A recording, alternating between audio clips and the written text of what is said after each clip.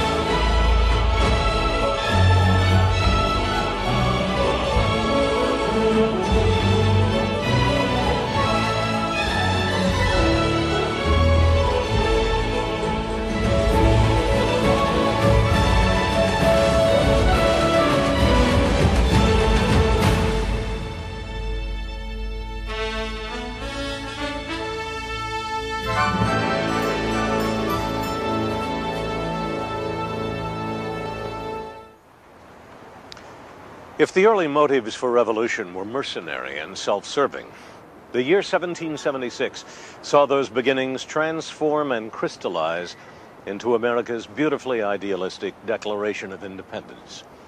But that year would also see the Americans plunged into a war of desperation, as Britain unleashed on her colonies the full measure of her military might.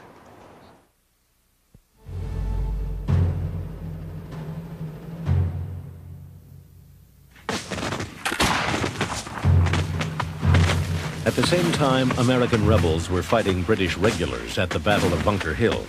The Continental Congress was in session here at Philadelphia's Independence Hall, formerly Pennsylvania State House.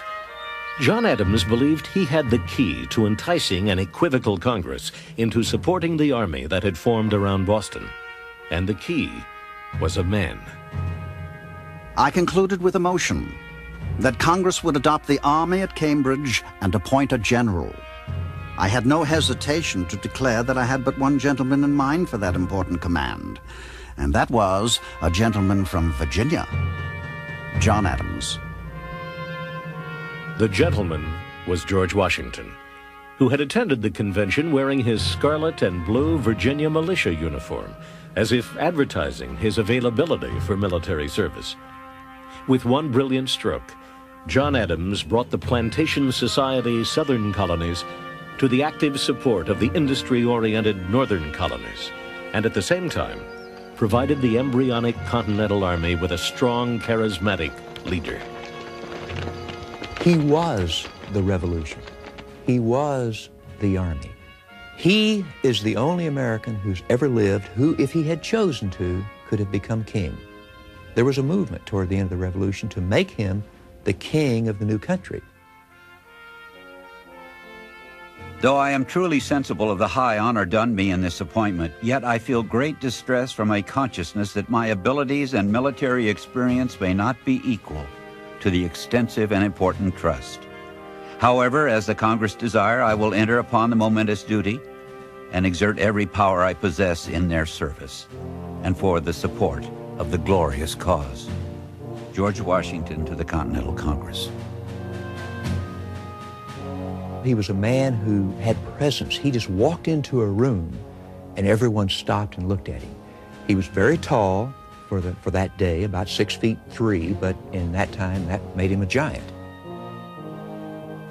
George Washington was one of the richest men in America. He owned thousands and thousands of acres in Virginia, which he had in part acquired when he married Martha Custis, who was the richest widow in Virginia at the time of their marriage.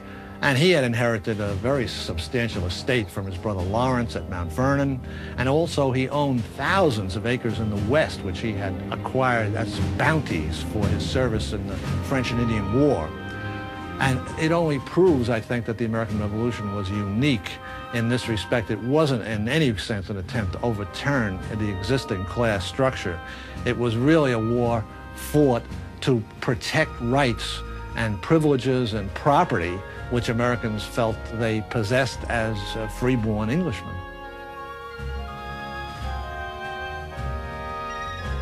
At his Mount Vernon home, Washington presided over an estate that sheltered and utilized the labors of over 300 hired workers and slaves.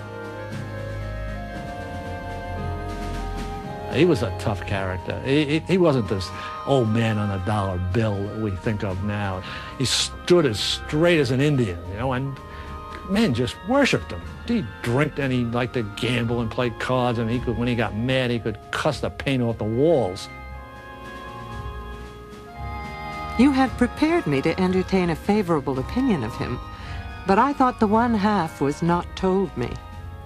Dignity with ease and complacency, the gentleman and the soldier look agreeably blended in him. Modesty marks every line and feature in his face. Abigail Adams on meeting George Washington. Everyone said he was extraordinarily graceful, the best horseman of the day. He was powerful. He inherited his father's strength. He didn't speak a lot.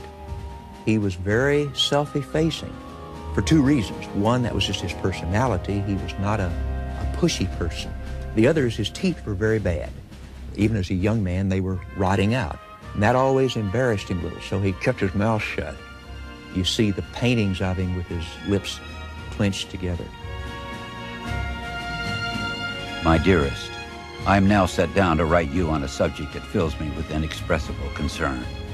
It has been determined in Congress that the whole army raised for the defense of the American cause shall be put under my care, and that it is necessary for me to proceed immediately to Boston to take up command of it.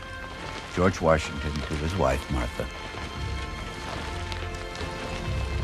2 weeks after the Battle of Bunker Hill, Washington rode to Cambridge and officially took command of the Continental Army. He kept the British trapped in Boston and its harbor for months, while he watched his new army, largely composed of independent and undisciplined state militiamen, dwindle by desertions and enlistment expirations. Such a dearth of public spirit and want of virtue, such a dirty mercenary spirit pervades the whole that I should not at all be surprised at any disaster that may happen.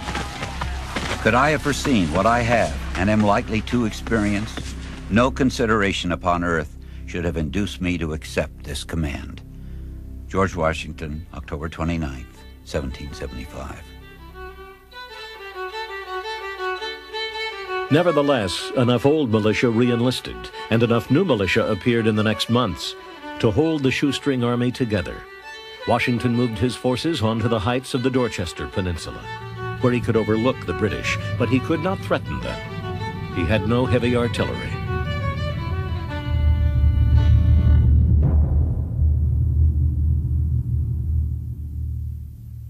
You can't begin to imagine the first 3 years of the war, 1775, 76, 77, without thinking of the two great heroes, the two men who between them kept that war alive, George Washington and Benedict Arnold. Both were great warriors, both were magnificent motivators of soldiers, both had physical courage on the battlefield, both did great things. Benedict Arnold is one of the great enigmas in American history. The reason his treason was so traumatic is because he was such a great hero. In May of 1775, Benedict Arnold, a successful Connecticut merchant whose name is now synonymous with traitor, had a plan that would supply the Patriots with the cannon and munitions they desperately needed. Far up the Hudson River, on the southern end of Lake Champlain, lay a dilapidated, undermanned British fort from the French and Indian War, known as Ticonderoga. Arnold persuaded the Massachusetts Committee of Safety to allow him to take up to 400 men to Ticonderoga, with the intent of capturing it and its scores of heavy cannon. On the way to do this, he discovered that Ethan Allen was going there on his own, so he went ahead, just himself and one person, and joined Ethan Allen. Ethan Allen was a frontier giant and vigilante who commanded the hills of Vermont with his Green Mountain Boys. Hartford, Connecticut citizens commissioned him and his cohorts as the perfect guerrilla force to take the fort. Arnold and Allen didn't get along at all. They fought. They didn't like each other personally. They disagreed over who was in charge, and it was confusing. To take Ticonderoga, as it turned out, was a piece of cake. The British defending it hadn't heard about the fighting in Lexington and Concord, so except for one guard, they were all asleep. By the time the alarm was spread, the Americans were inside the fort. They had, at bayonet point, all the British, and they surrendered it. No loss at all. The fort was now in American hands, but the transport of the cannon to Boston would require the vision and perseverance of a 280-pound Boston bookseller, Henry Knox. Although he had gained his knowledge of weapons entirely from books, Washington was enough impressed with his mind to make him commander of artillery. I have made 42 exceeding strong sleds and have provided 80 yokes of oxen to draw them. I hope in 16 or 17 days' time to present your excellency a noble train of artillery. Henry Knox to Washington. In a legendary feat, the fat bookseller dragged more than 50 cannon through wintry New England mountains to their destination in Boston. Now Washington had his big guns. Once Washington got his hands on these cannon from Fort Ticonderoga, he was ready to act. And in the dark of the night, he emplaced a substantial number of them on the Dorchester Peninsula. And the British awoke one morning, and they stared up, and here were these guns ready to fire right down their throats.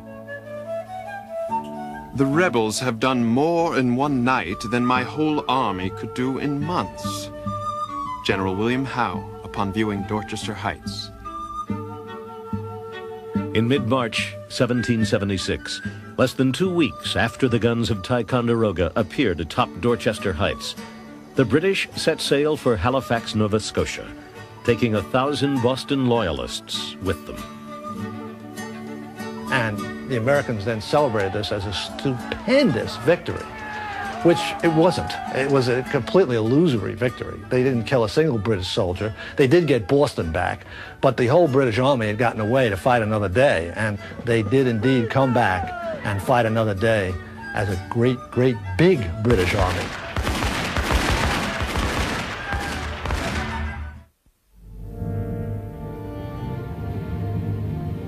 Because 13 colonies became independent, there's a sort of sense of inevitability, as though the modern United States was an actual unit. Actually, what's really happened was the partition of British America. The rebels expected that their future state would include not merely the 13 colonies, but also Canada, Newfoundland, Labrador, and the West Indies.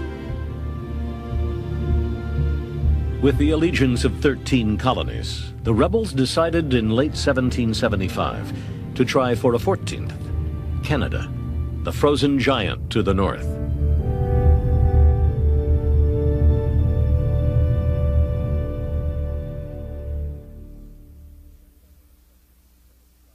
In September of 1775, General George Washington commissioned one of the heroes of Ticonderoga, Benedict Arnold, to travel to Canada through Maine with 1,100 troops and take the fortress city of Quebec. You are entrusted with the command of the utmost consequence to the liberties of America. Upon your conduct and courage, and that of the officers and soldiers detached on this expedition, not only the success of the present enterprise and your own honor, but the safety and welfare of the whole continent may depend. George Washington. Arnold would be part of a two-pronged attack.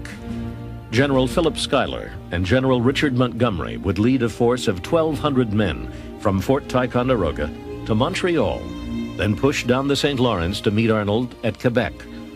Though Montgomery's approach would prove to be difficult and dangerous, Arnold's march through the Maine wilderness would be epic.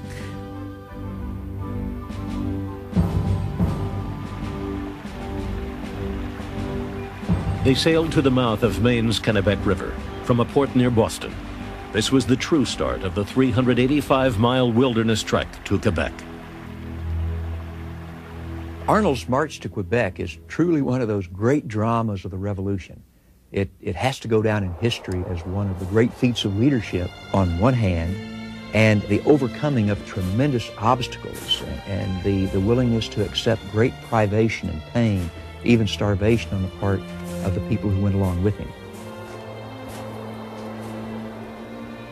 They pushed up the Kennebec in rough 200-pound bateaus, which had to be portaged around the river's many waterfalls. You would have taken the men for amphibious animals, as they were a great part of the time underwater. Benedict Arnold.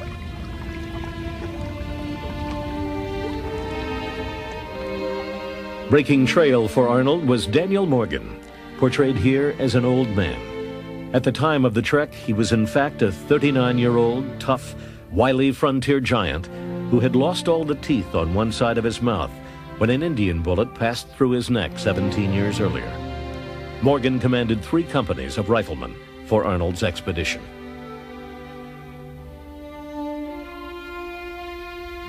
By the end of October, the northern winter was upon them, and their supplies had run out.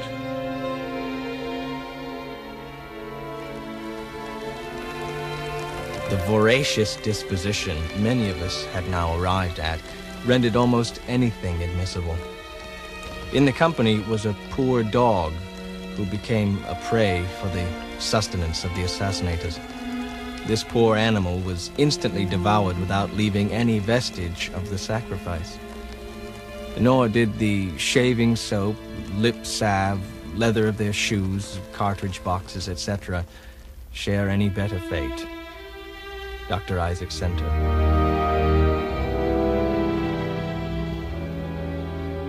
Half of them or more didn't make it. They died along the way of disease or starvation, or they gave up and went back. The others struggled on, past the headwaters of the Kennebec, toward Canada's Chaudière River.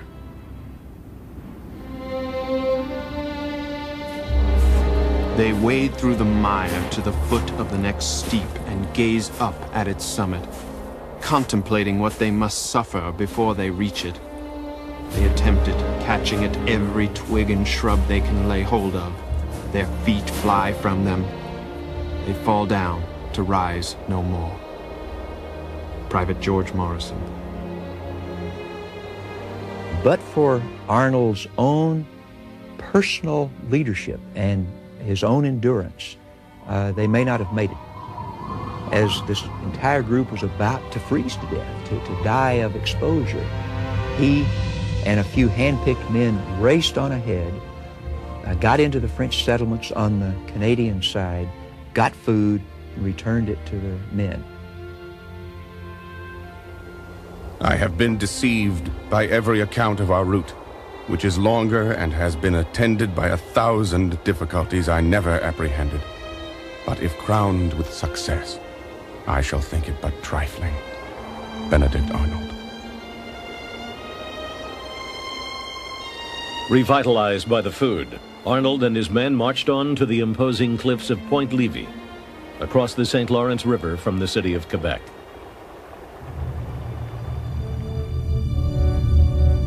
Canada really was a river, the St. Lawrence, and 2 cities, Montreal and Quebec. The second prong of the American attack on Canada had captured the smaller, less important city of Montreal. Ironically, this feat may have prevented Arnold from taking Quebec, the key to Canada. The day before he would have launched his attack with scarecrows, but still a stronger force than the British had, British troops escaping from Montreal, which had been captured, came into the citadel, and that made the garrison too strong for Arnold to take. That was the point at which the fate of modern Canada was settled. If the Americans had captured Quebec, it's most unlikely they would ever have been dislodged. Arnold bided his time. The second prong, now under Montgomery, reached Quebec 3 weeks later. The two commanders decided to wait for a blizzard and launch a sneak attack on the fortressed city at night. They got their chance on New Year's Eve, 1775.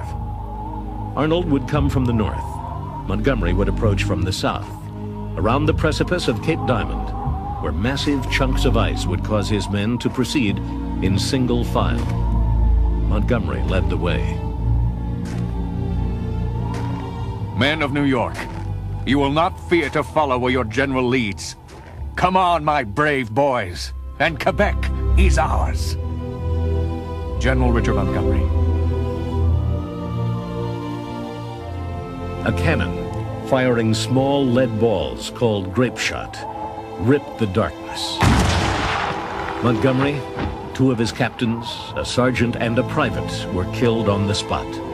Confused and discouraged, his troops retreated.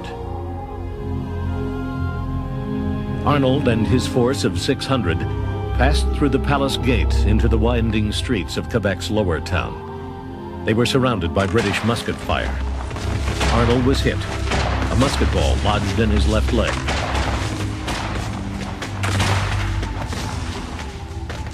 The loss of blood rendered me very weak. As soon as the main body came up, I returned to the hospital. Near a mile, on foot, being obliged to draw one leg after me, and a great part of the way under the constant fire of the enemy. Benedict Arnold.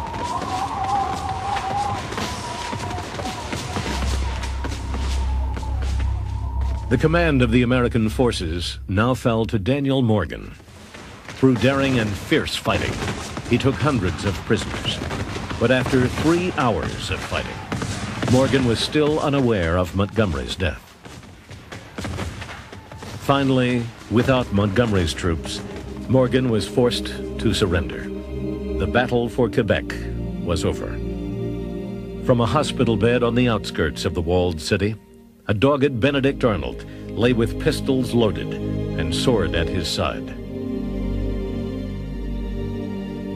I have no thought of leaving this proud town until I first enter it in triumph. I am in the way of my duty and know no fear. Benedict Arnold. We came that close, the Americans came that close to making Canada the 14th colony. And if they had, it would have been Arnold's doing.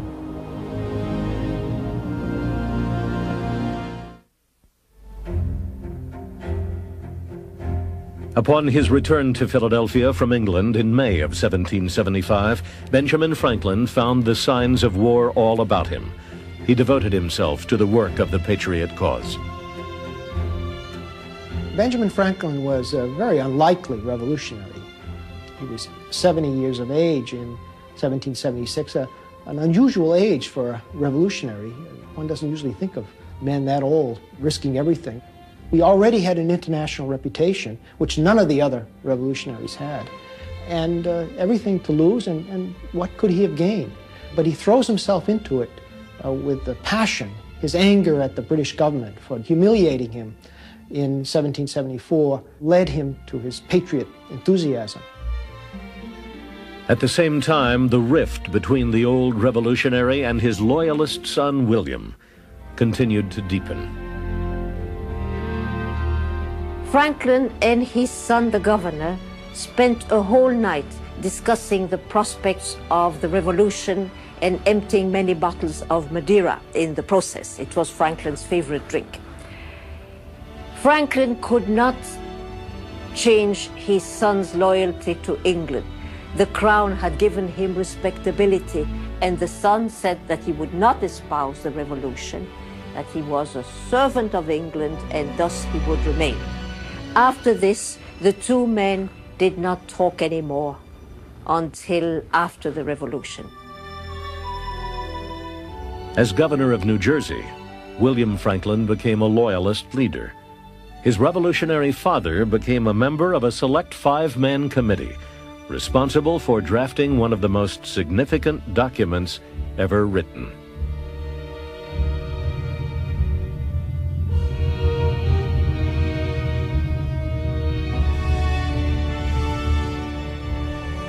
Declaration of Independence is, without doubt, the most important document in the Revolution, and perhaps in American history, because it sets forth the ideals under which the United States lives. It's the one thing that holds us together, the belief in that all men are created equal. Now, of course, all persons are created equal, and that all of us have certain inalienable rights. Those ideals, those aspirations, are the adhesive that hold us as a diverse people.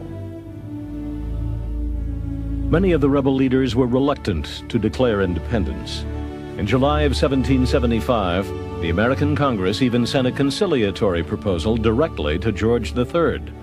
John Adams dubbed it the Olive Branch Petition, but the English king refused to receive it and instead sent to America a belligerent proclamation.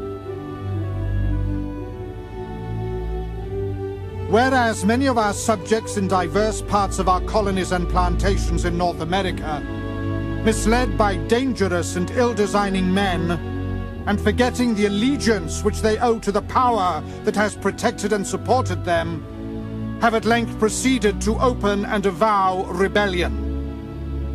We do accordingly strictly charge and command our officers, and all others our obedient and loyal subjects, to use their utmost endeavors to withstand and suppress such rebellion.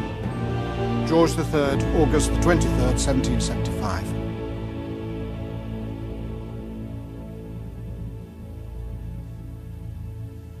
The king was convinced, as most of his subjects were, that it was essential to retain control of the American colonies.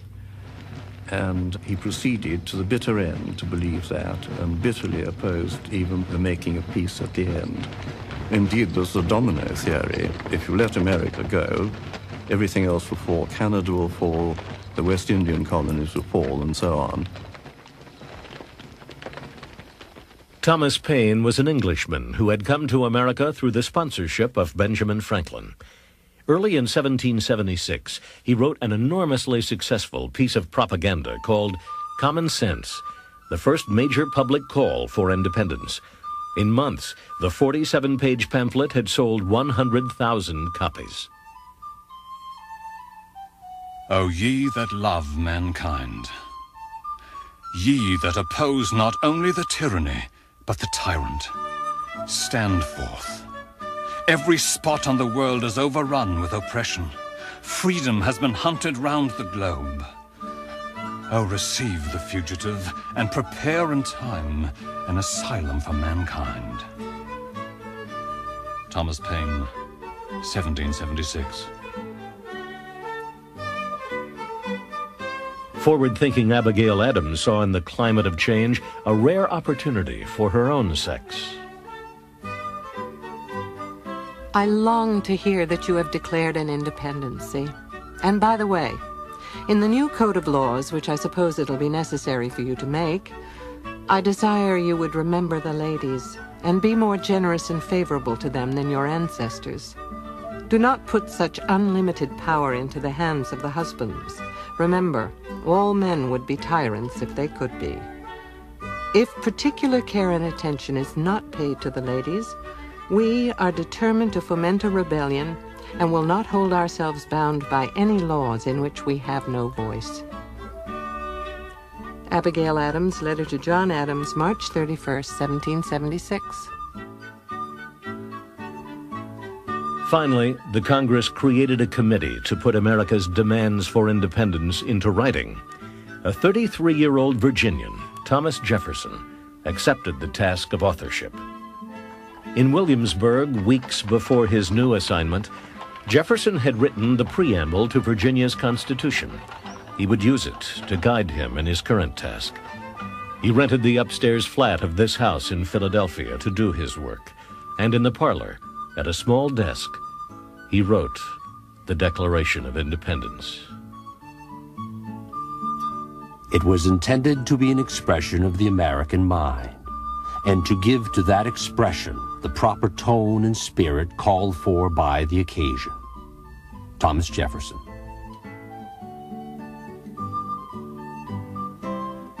Jefferson believed Franklin should have written the Declaration, but the world-wise old diplomat shied away from such things. I have made it a rule, whenever in my power, to avoid becoming the draftsman of papers to be reviewed by a public body. Benjamin Franklin. Instead, Franklin tinkered with Jefferson's text. "We hold these truths to be sacred and undeniable," became, "We hold these truths to be self-evident." The greatest tinkering, though, came from the Congress itself, in session at the Philadelphia State House. Jefferson's original draft contained a passionate condemnation of the slave trade. Jefferson was a slaveholder who hated slavery. He wanted to abolish it. He moved at various times in the state legislature of Virginia, in the Continental Congress, to try to make inroads against this institution. But of course, he himself was always a slaveholder and was never able to free more than a half dozen or so of his own slaves, which numbered at one point around 200. So that inconsistency gnawed at him throughout his whole life. Jefferson's declaration was approved on July 4th, 1776, only after the condemnation of the slave trade was deleted. How is it that we hear the loudest yelps for liberty among the drivers of Negroes? Samuel Johnson, English writer. For Benjamin Franklin, the day of independence was bitter with personal loss. On July 4, 1776, troops came in and led William Franklin away from his governor's mansion and took him to jail to Litchfield, Connecticut, where he stayed for about 2 years. Franklin did absolutely nothing to help his son. He did not interfere. He did not say a word. He let it happen. Although he believed the Declaration would be adopted 2 days earlier, John Adams was uncannily prophetic about its reception. The second day of July, 1776, will be the most memorable epocha in the history of America. I am apt to believe that it will be celebrated by succeeding generations as the great anniversary festival. It ought to be commemorated as the day of deliverance by solemn acts of devotion to God Almighty. It ought to be solemnized with pomp and parade, with shows, games, sports, guns, bells, bonfires, and illuminations, from one end of the continent to the other, from this time forward, forevermore. John Adams.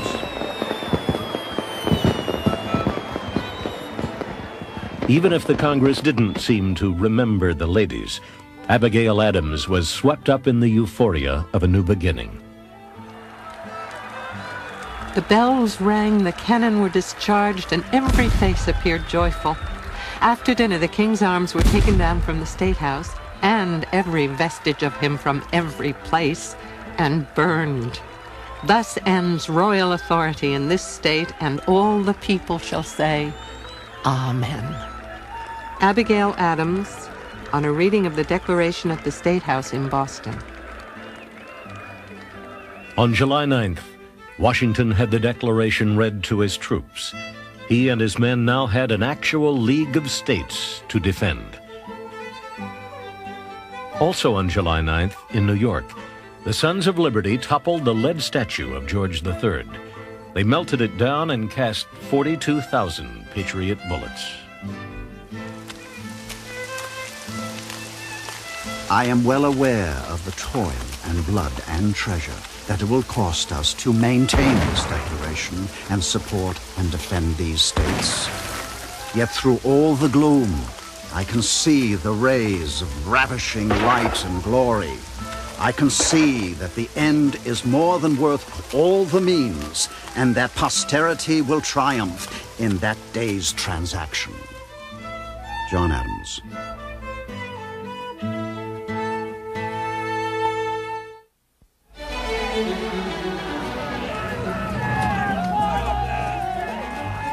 After Washington and his cobbled-together army chased the British from Boston out of the 13 colonies to Halifax, Nova Scotia, Congress was elated.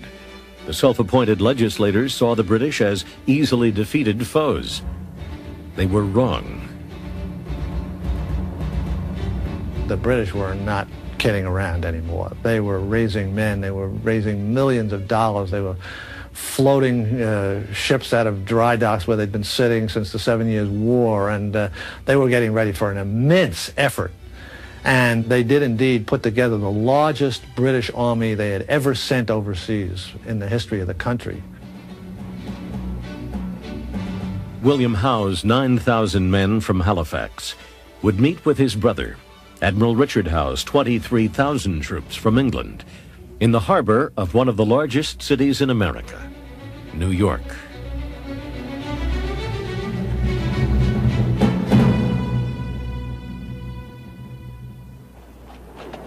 New York of 1776 was a city of 25,000 people. The city itself was a very busy seaport and a very prosperous city. It was almost all on the lower end of Manhattan Island. New York was really the key to the continent. It had this magnificent harbor that was ice-free almost the whole winter. Anybody who had New York was in a very good position to win the war, and the British could see that. So could Washington. Anticipating Howe's move, Washington marched the Boston Army to New York to join forces already there.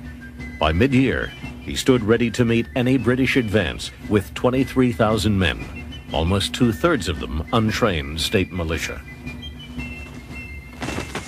The battles around New York really were a series of disasters for the Americans. It was just one defeat after another, retreat after another.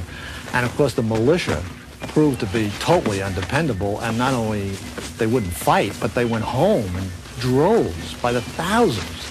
These guys just didn't feel the slightest need to stay. Nobody was going to shoot them or court-martial them or anything. They just picked up their guns and went home. When we see Washington in New York, we see him reaping the bitter fruits of the lies that the Americans told about Lexington and Concord. The idea that the simple farmers could leap from their fields and defeat these British regulars had more or less blocked Washington's proposal to the Continental Congress that he raise an army of 40,000 men for the duration of the war. No, no, no, the Continental Congress said to Washington. You can't have a big regular army. All you need is a relatively small regular army, and they can only serve for 1 year, because that's all a virtuous American can be expected to sign away his liberty for. Among those short-term recruits was lanky 15-year-old Joseph Plum Martin from Milford, Connecticut. But his 6-month enlistment would turn into 6 years, and he would see action in many of the major battles of the war. I have here an 1830 first printing of Joseph Plum Martin's book, which he called A Narrative of Some of the Adventures, Dangers, and Sufferings of a Revolutionary Soldier, written by himself. Martin, when he wrote the book, was a 70-year-old veteran of the whole of the Revolution. He is incredibly accurate. He's given us the only complete autobiography of a Continental soldier. Martin first snuffed a little gunpowder, as he phrased it, at the Battle of Long Island, when the British finally attacked and routed the Americans at Brooklyn Heights.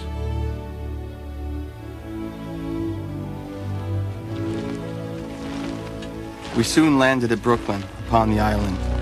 We now began to meet the wounded men, some with broken arms, some with broken legs, some with broken heads. Joseph Plum Martin.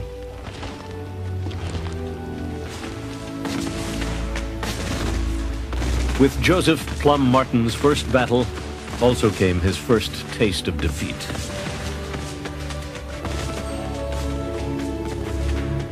Multitudes were drowned and suffocated in morasses, a proper punishment for all rebels. The island is ours, and we shall soon take New York, for the rebels dare not look us in the face. I expect the affair will be over this campaign, and we shall all return covered with American laurels, and have the cream of American lands allotted us for our services. A British officer after the Battle of Long Island.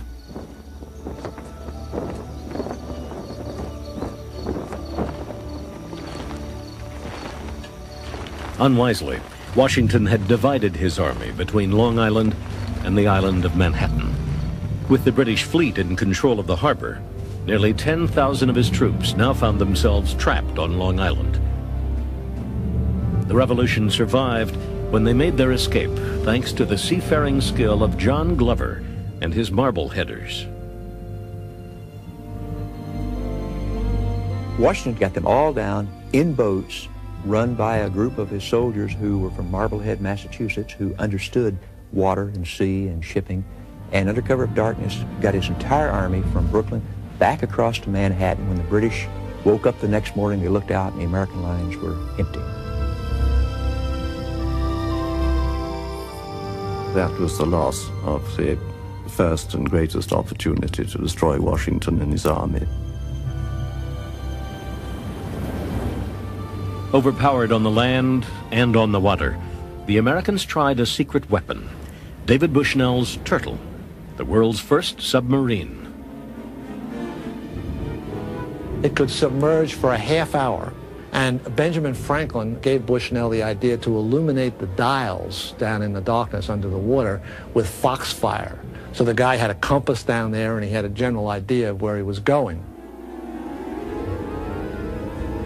With a detachable time bomb at the tip of the submarine, Bushnell's pilot set out to destroy the British fleet.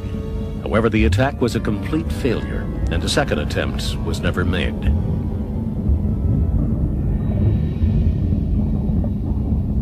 For 2 weeks, Howe refused to move on the Americans on Manhattan Island. Instead, he conducted peace talks at this home on Staten Island with Continental Congress representatives Benjamin Franklin and John Adams. During the peace conference, Franklin and John Adams shared a room. And it turned out that Franklin, who was a great fan of fresh air, wanted the window open, and Adams wanted the window closed. And they debated this for a long time. And Adams said that while Franklin was explaining to him the virtues of fresh air, he fell asleep. On Staten Island, Adams and Franklin were no better making peace with the British than they were making peace with each other. The talks broke down, and Howe moved again against Washington's army. This time, his troops came ashore at Kips Bay on Manhattan. The Connecticut militia saw this armada of ships coming towards them, and as they got out of the boats with their bayonets ready, they just took off. They ran right by Washington and 42nd Street, and he couldn't believe his eyes. And he threw his hat on the ground, and he said, "Are these the men I'm supposed to defend America with?" Routed at Kips Bay, Washington's army made their next stand in the naturally defensive terrain of Harlem Heights on northern Manhattan Island. When the British sighted the Americans, they sounded the call used by successful fox hunters. This humiliation may have prompted the Americans into their most successful engagement in New York, a draw. Such is my situation, that if I were to wish the bitterest curse to an enemy on this side of the grave, I should put him in my stead with my feelings. George Washington.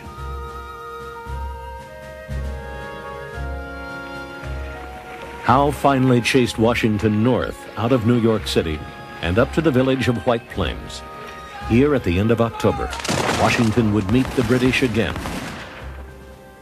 But the real damage would take place at Forts Washington and Lee, twin encampments on the Hudson designed to keep the British from sailing up the broad, vital river. While he's up in White Plains, Howe draws almost all his army back to Fort Washington. and he executes this absolute masterpiece of an assault on Fort Washington. They bombarded it from all sides, and they just, in a half hour, they utterly and totally demolished the American defenses, and the whole 3,000 men and all these precious cannon, over 100 cannon, surrendered. 4 days later, General Charles Cornwallis, with 4,000 men in flatboats, attacked Fort Lee, high up on the Hudson Palisades. The Americans escaped this time, but the fort and all of its stores fell into British hands.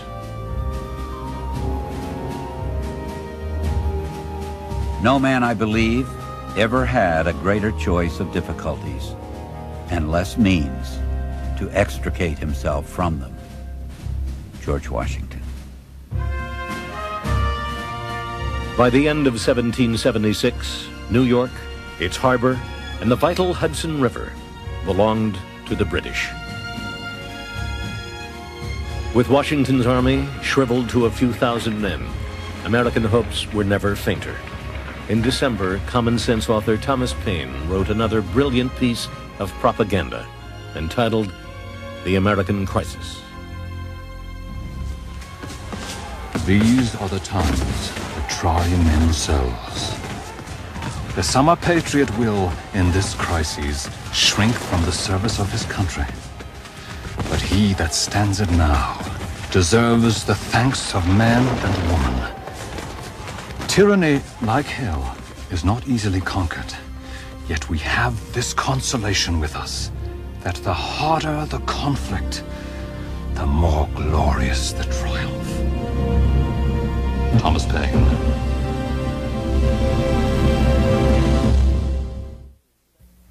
War in the 18th century has an almost leisurely feel by today's standards. The fighting stopped entirely for winters in cold climates. So on December 14th, General William Howe called for an end to his 1776 campaign and prepared for an enjoyable winter in captured New York City, just 100 miles from the rebel capital here in Philadelphia. In striking contrast, a desperate George Washington took his threadbare army into the rugged New Jersey and Pennsylvania countryside to wait and to survive.